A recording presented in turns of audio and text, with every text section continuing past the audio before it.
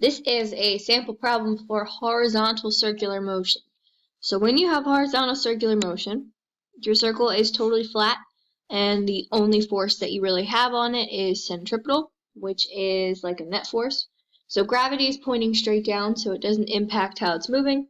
And there is a force of tension, which is keeping the string intact, which is why it's swinging around a circle. And that, in this case, is going to be equal to centripetal for a horizontal circle.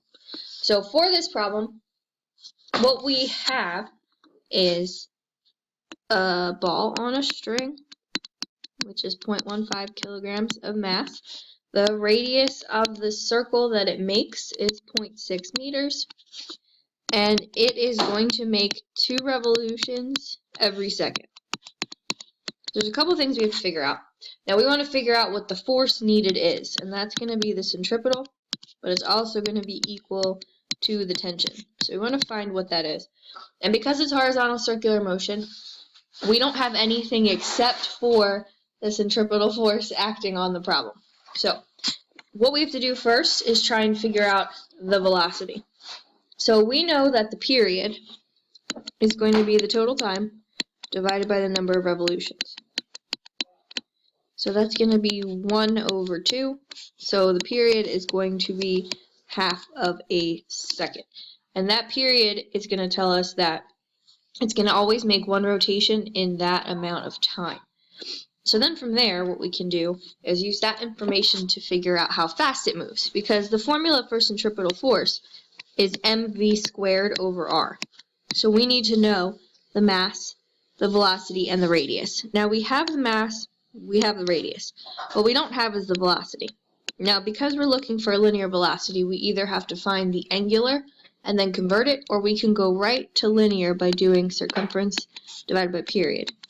Now your circumference is 2 pi times the radius, which is 0.6, and the period we found was 0.5.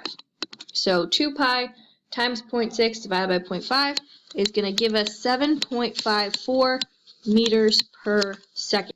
Now that we have the velocity, then that means we can take that information and put it right into the centripetal force equation, which is also our tension, like we said. So that's going to be mv squared divided by radius. Mass is 0.15, and now we have our velocity of 7.54, which is squared, and then divided by our radius, which is again 0.6. So when we go through all that, we're going to end up with somewhere around 14 newtons. So that's the force that it needs when we swing it around in a circle. So what we would really need to do if we let this thing go is see where it ended up flying away to, because of the fact that it has a tangential velocity, but we actually don't even need to worry about that. The problem itself is finished at this point. And that's because a horizontal circle really only has one force, and that force is tension, which is equal to centripetal. And it's going to be the same at all the points, which is different from a vertical circle where it's different. But in terms of problem solving, this is really all that you need to worry about.